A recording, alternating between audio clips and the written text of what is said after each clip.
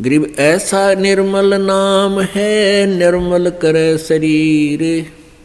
और ज्ञान मंडलीक है, चकवे ज्ञान कबीर। ऐसा निर्मल नाम है और निर्मल करे शरीर। और ज्ञान मंडलीक है और चकवे ज्ञान कबीर। एक ऐसा मंत्र है, ऐसा नाम है जो हमारे पाप कर्मों को समाप्त करके हमारे शरीर को, आत्मा को, सूक्ष्म शरीर को निर्मल कर देता है।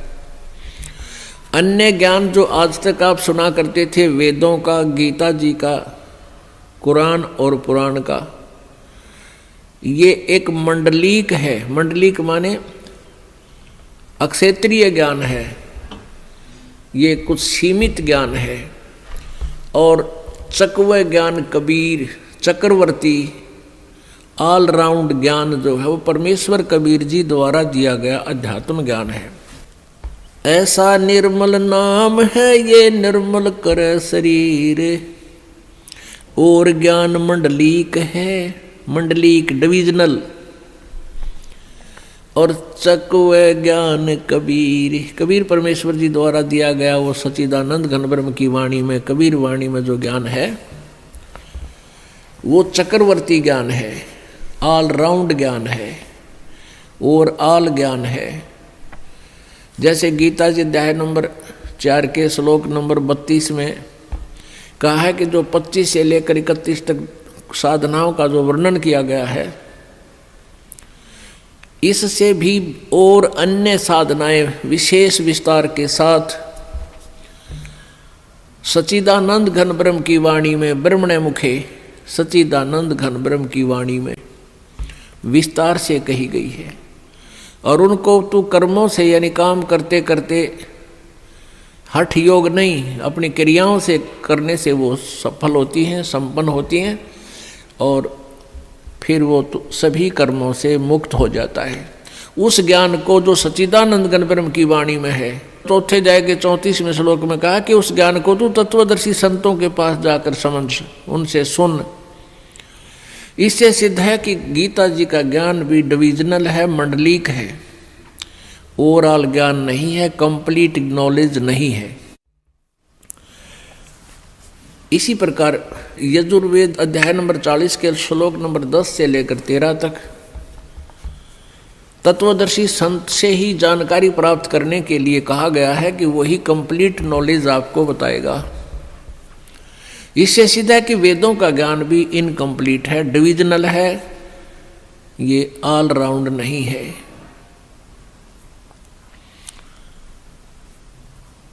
पुण्यात्माओं, परमेश्वर कबीर वो पूर्ण परमात्मा है जिसके विषय में चारों वेद भी गुणगान करते हैं, उनकी लीलाओं का विस्तार से विवरण देते हैं। परमेश्वर जी ने 600 वर्ष पहले अपनी प्यारी आत्मा धर्मदास जी से कहा था कि वेद मेरा भेद है, पर मैं ना वेदन के माही, और जौन वेद से मैं मिलूँ ये वेद जानते नहीं। मैं इन चारों वेदों में नहीं हूँ, अर्थात मुझे पाने की विधि इन चारों वेदों में नहीं है। और जिस वेद से मैं मिलूँ उस चक्रवर्ती ज्ञान से,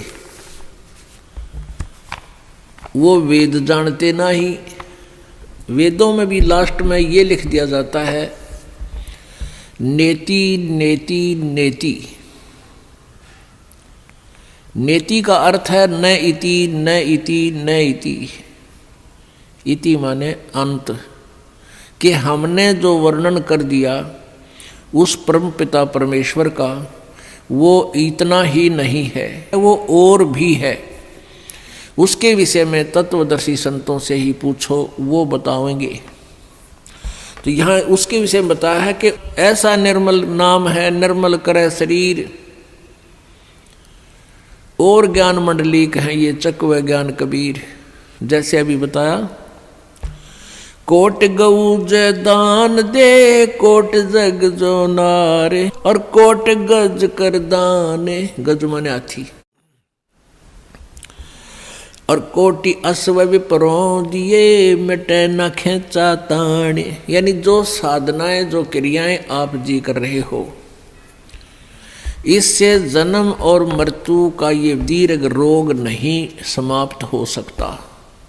जैसे गौ दान देते हैं किसी ब्राह्मण गुरु को, तो उससे क्या लाभ होगा? मोक्ष नहीं, दान का फल अलग से मिलता है। जब तक आप जी को यथार्थ नाम, सतनाम, सच्चा नाम और सार नाम नहीं मिलेगा, आपका ये जन्म मृत्यु का रोग नहीं समाप्त होगा। जैसे पांचों यज्ञ भी करते हैं, लेकिन इकट्ठी नहीं करते, वो उनको ज्ञान नहीं है। एक यज्ञ है धर्म की, दूसरी यज्ञ है ध्यान, तीसरी यज्ञ हवन की, चौथी यज्ञ प्रणाम और पांचवी यज्ञ है ज्ञान की।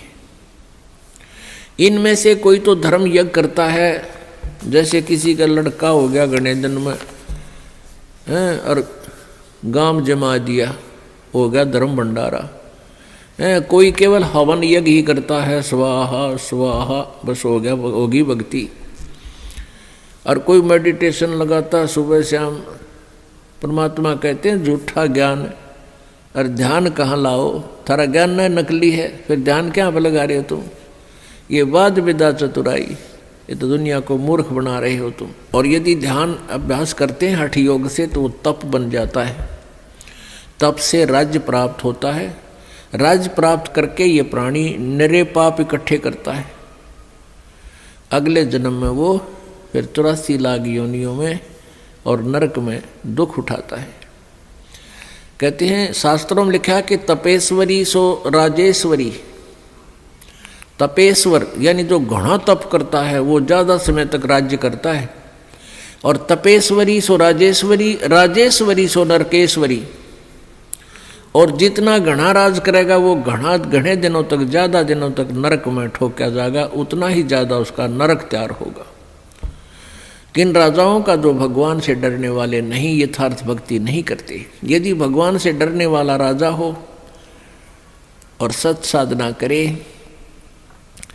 और फिर वो अपने राजकाज में किसी को सतावा नहीं, दंड नाजायज दे नहीं, तो उस राजा पे भार नहीं बनता, क्योंकि वो भगवान से डरने वाला होता है, वो अन्याय अत्याचार नहीं कर सकता। तो क्या बताते हैं? तपेश्वरी सो राजेश्वरी। तपेश्वर माने जो घना तप करने वाला, सबसे मुखिया, उतना ही ज़्यादा शासन करेगा, उतना ही ज़्यादा उसको राज्य होगा। और जितना राजेश्वरी, जो घना राज करेगा, उतना ही नरकेश्वरी, वो नरक में जाएगा।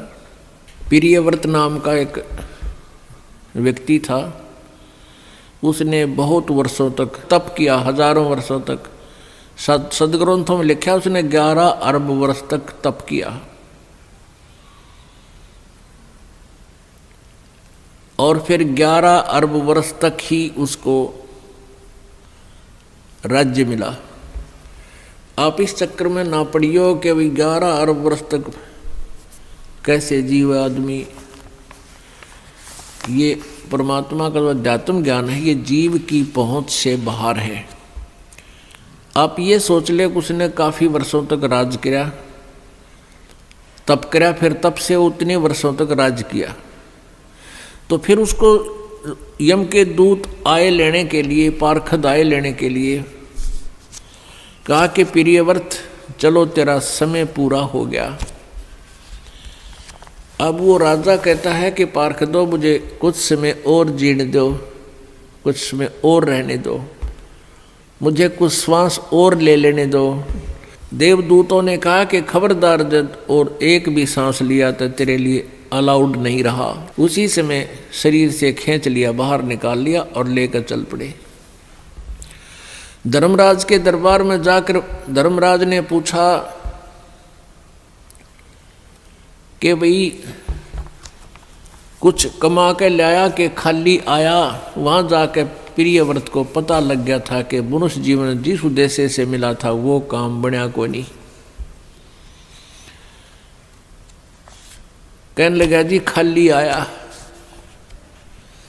और कहा मुझे कुछ समय और दे दो, मैं भक्ति करूँगा, बकवाद नहीं करूँगा। अब धर्मराज ने कहा भाई मैं तो सत का राज करूँ हूँ, जिसा जिसने किया उसा फल देता हूँ, मैं ना घटा सकूँ ना बढ़ा सकूँ, ना तो फिर दोबारा मनुष्य जीवन नहीं दे सकता। तने 11 अरब वर्ष तक तप कराया था, इतना इतना राज कर लिया। और ये जो भक्ति करनी थी इसमें कोई सांस भगवान के नाम पर तने लाया को नहीं। अब नरक में जा बेटा, ठोक दिया ठाके, वहाँ कोई ना सुनता। एक तपस्वी था, उसने एक शिला पर बैठकर, पत्थर पर बैठकर काफी वर्षों तक तप किया। तप करके जब वो वापस दरबार में आया तो न्यायाधीश ने पूछा, उस धर्मराज ने पूछा, धर्मराय ने पूछा कि भाई तपस्वी, अदल करूं कि फजल करूं? अदल मीन न्याय और फजल मीन रहम। तो तपस्वी ने कहा कि मैं न्याय चाहूंगा, कि मैंने तो तप कराया है डट के। कहने लगा न्याय करो। धर्मराज ने पूछा कि तूने जो तप किया था किस चीज के ऊपर बैठकर किया था? कि शिला पर। वो शिला तेरी है या मेरी? धर्मराज ने पूछा जिस शिला पर बैठकर तूने तप किया था वो तेरी है या मेरी? अब न्यू कह मेरी है तो लिया क्यों नहीं ठा के सिर पे? ने बोला ना आपकी है। अब मेरी शिला पर तूने बैठकर तप किया, अब बेटा उसका तू मुझे फल दे, उसका तू फल भोग, उसका प्रतिफल क्या? कि उस शिला को इतने ही वर्षों तक सिर पर रख ले, ये है मेरा न्याय। जैसा कर्म वैसा भरण, जैसा करेगा वैसा ही भरेगा। अब उसको सिर पर धर ले और जा सर्प की योनि धार, और इतने वर्षों तक सर्प बनकर उस शिला के नीचे रह, मेरा यो न्याय हो जाएगा, अदल हो गया तुझा। इतना कहते ही फेंक दिया ठाकर, सर्प बन गया और इतने वर्षों तक उस शिला के नीचे वो तपस्वी रहा। उसके बाद उसको तप का फल भी, राज्य भी दिया जाएगा और फिर वो नरक में ठोका जाएगा। तो क्या बताते हैं? कोटि कूप तीर्थ खने, कोट गऊ जो दान दे, कोटि यज्ञ जो नारे। और कोट कूप तीर्थ खने, या मिटे नहीं जम मारे। गगन मंडल में रहत है अविनाशी आप अलेख, जुगन जुगन सत्संग है वो दर दर खेल बेख। वो परमात्मा नाना प्रकार के रूप बनाकर पृथ्वी पर आते रहते हैं, वैसे वो सतलोक में ऊपर गगन मंडल में रहता है वो भगवान।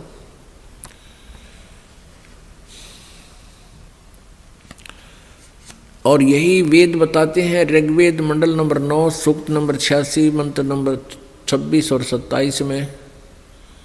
ऋग्वेद के ही मंडल नंबर 9 सूक्त नंबर 1, 2, 3 और मंडल नंबर 20 मंत्र 1, मंडल नंबर 9 सूक्त नंबर 96 के 16 से 20 में ये स्पष्ट किया हुआ है कि वो पूर्ण परमात्मा कबीर देव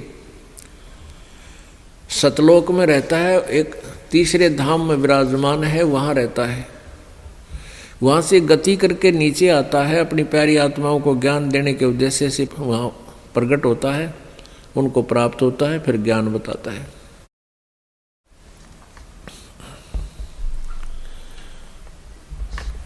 और यही परमात्मा, यही गरीबदास जी ने आंखों देखा कबीर परमेश्वर का ज्ञान वर्णन किया है।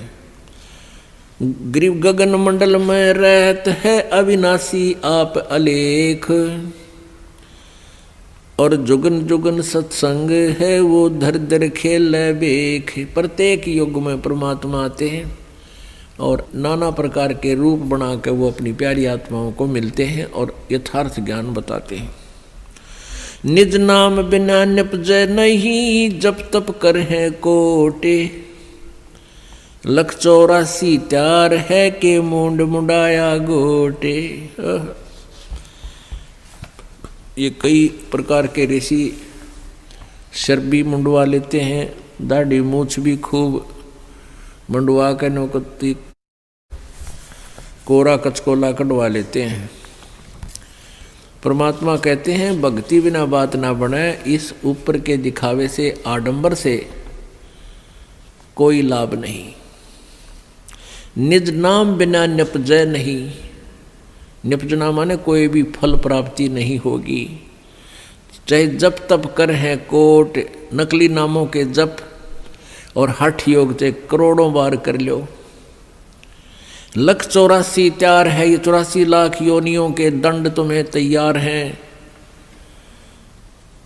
और के मुंड मुंडा लिया गोट। गरीब ऐसा सतगुरु से ये जो सतनाम दरडावे। बर्मी गुरुआ मत मिलो जो मूल भी गंवावे।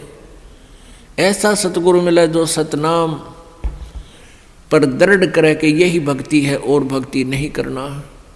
और ये भरमी गुरुआ ना मिलो जो आपके मूल जीवन को, मनुष्य जीवन को बर्बाद करवाता है। ग्रीव पंडित कोटि अनंत हैं, ये वक्ता कोटि अनंत। श्रोता कोटि अनंत हैं, पर बिरले साधु संत। परमात्मा कहते हैं कि संस्कृत के जानने वाले पंडित विद्वान बहुत मिल जाएंगे और लतीफेदार कथा सुनाने वाले वक्ता भी बहुत मिल जाएंगे। उनके पास श्रोताओं भी लाखों की संख्या में मिल जाएंगे, लेकिन बिरले साधु संत जो सत साधना करते हैं वो साधु कहलाते हैं। कहते हैं वो बहुत कम मिलेंगे, बिरला ही पाओगा कोई जिसको सत्य ज्ञान हो। जिन मिलते हैं सुख उपजय और मिटते कोटि उपादे। भवन चतुर्दश ढूंढियो वो परम स्नेही साधे। राम सरीखे साधु हैं, ये साध सरीखे राम। सतगुरु को सजदा करूं जिन दिन निज नाम। कहते हैं संत तो बहुत हैं और छोटी मोटी सिद्धि शक्ति दिखा करके आप जी को वो प्रभावित भी कर लेंगे। आप जी उनको भगवान भी मान लोगे। लेकिन कहते हैं सतगुरु के सिजदा करूं, सतगुरु के सिजदा करूं। ओह जिन दीन्हा निज नाम। कहते वो बलिहारी हूँ उस गुरुदेव पर जिसने यथार्थ मंत्र हमें दे दिया। बाकी छोटी मोटी राहत से हमें हमारा काम नहीं चले। जैसे परमेश्वर से परिचित होने के उपरांत आदरणीय दादू साहेब जी ने कहा था, और संत सब कूप हैं केते दरिता नीर। दादू अगम अपार है वो दरिया सत कबीर। कहते हैं कुछ एक तो संत ऐसे समझो जैसे कुआं हो, थोड़ी सी राहत मिल गई लेकिन कुएं से सिंचाई भी नहीं हो सकती। और कहते दरिता नीर, और अच्छे कोई संत साधु भक्ति के से सिद्धि युक्त है, वो ऐसे समझ लो जैसे कोई छोटा मोटा झरना को थोड़े बहुत अक्षेत्र को सिंचाई कर सकता है। लेकिन दादू अगम अपार है वो दरिया सत कबीर। और दरिया का इतना जल होता है कि बहुत कितने क्षेत्र ने सिंचाई कर ले फिर भी पानी जल समाप्त ना हो। अर्थात पूरा लाभ पूर्ण परमात्मा ही देता है। तो ऐसे ही यहाँ बताया है, राम सरीखे साध हैं, ये साध सरीखे राम। जैसे तुम तीनों देवताओं को श्री ब्रह्मा विष्णु महेश को भगवान मानते हो, कहते इनसे भी थोड़ी बहुत राहत मिल जाती है। लेकिन जब तक निज नाम यथार्थ मंत्र सत भक्ति नहीं मिलेगी। सतगुर के सिजदा करूं जिन दिन निज नाम। बिन भक्ति क्या होते हैं दरु को पूछो जाई। सवा शेर अन पावते अटल राज दिया ताही। अब भक्ति से कहते हैं आपको जय तुझे राजपाट कुछ चाहिए हमरा इधर ले ध्यान। जैसे ध्रुव जी और उसकी माता जी को अलग से एक मकान में रखा जाता था और तोल के सवा शेर अन्न दिया जाता था दोनों माँ बेटों को। फिर ध्रुव ने अपनी माँ से प्रश्न किया कि माँ ये मेरे पिताजी को राज किसने दिया है, क्योंकि उसकी मौसी जी ने, ध्रुव की मौसी ने ध्रुव जी को उसके पिताजी के गोडों से, जो उनमें बैठा था उनके गोद में, गोद से छीनकर बाहर फेंक दिया था, लात मार दी थी कि तू यहाँ नहीं बैठ सकता। तो रोता हुआ अपनी माँ के पास आया और कहा माँ ऐसे ऐसे मेरी मौसी ने मेरे साथ ऐसा किया। माँ ने कहा बेटा उनका राज है, हमारा राज है नहीं। तो उसने पूछा माँ राज किसने दिया है मेरे पिताजी को। माँ ने कहा बेटा भगवान ने की लीला है, वही देता है सबको। उसी दिन से घर त्याग कर चल पड़ा कि मैं राज मांगूंगा भगवान से। भक्ति की तो मालिक ने उसको राज दे दिया। कुछ दिनों के बाद उसका मौसी वाला भाई मार दिया किसी शत्रुओं ने और वो राज्य फिर ध्रुव को प्राप्त हुआ। तो परमात्मा कहते हैं बिन भक्ति क्या होत है, ध्रुव को पूछो जाई। सवा शेर अन पावते अटल राज दिया ताही। भक्ति करने से अटल राज दे दिया, नहीं तो सवा शेर अन्न तोल के मिला करता फिर ठाठ कर दिए। इस भक्ति के कारण कहते हैं मालिक ही सब कुछ दे सकता है, पूरी श्रद्धा के साथ साधना करो। लेकिन हमने अब ये ज्ञान हो गया कि हमने यो राज तो मांगना है को नहीं, आग लगे इसे राज के जिसने फिर नरक में जाना हो। परमात्मा कहते हैं तीन लोक का राज जय जीव को कोई दे, लाख बधाई क्या करे जय नहीं सतनाम से ने। यदि जिसके पास सतनाम नहीं है, चाहे उसको तीन लोक का भी राज मिले, कहते के बधाई गावे ही तो नरक की तैयारी कर ली। बिन भक्ति क्या होत है, भावे काशी क्रोत ले, मिटे नहीं मन वासना बहुविध भरम संदेह। भक्ति बिना क्या होत है, ये भरम रहा संसार, रति कंचन पाया नहीं रावण चलती बारे। ओह परमात्मा कहते हैं बंदी छोड़ कबीर जी, और उन्हीं से प्राप्त ज्ञान को गरीबदास जी बता रहे हैं कि भक्ति बिना क्या होता है, यो भटक रहा संसार। और रति कंचन 1 ग्राम सोना भी नहीं प्राप्त हुआ, रावण चलती बार। सर्व सोने की लंका थी वह रावण से रणधीरम, एक पलक में राज बिराजी जम के पड़े जंजीरम। सारी सोने की लंका बना रखा था, महल सोने की, जैसे हम गारा की ईंट बनाते हैं ऐसे सोने की ईंटें बना बना के उसने महल बना रखे थे। ओए होए, लेकिन सत भक्ति की नहीं। भक्ति तो की उसने तमोगुण भगवान शिव की, लेकिन पूर्ण परमात्मा की परम अक्षर ब्रह्म की साधना नहीं की। उसके विषय में कह रहे हैं कि सत भक्ति बिना क्या होता है, ये भरम रहा संसार। और रति कंचन, रति माने 100 ग्राम भी, रति कंचन, कंचन मीन सोना श्रवण गोल्ड, रति कंचन पाया नहीं रावण चलती बार। जाते समय 1 ग्राम भी सोना लेकर नहीं गया और फिर नरक में ठोका गया। गरीब धना भगत की धोन लगी, बीज दिया जिंदा ने, सूखा खेत हरा हुआ काकर बोई जाने। अपने आत्मा परमात्मा से जो अनहोनी होती है और हुई है, अब भी हो रही है, ये उन्हीं को होती हैं जो सत भक्ति करते हैं, परम संत की शरण में रहते हैं, और सच्ची लगन से साधना करते हैं। और पूर्ण परमात्मा कबीर देव ही सबकी, जैसी कोई भक्ति साधना कर रहा है उसकी लाज वही रखता है।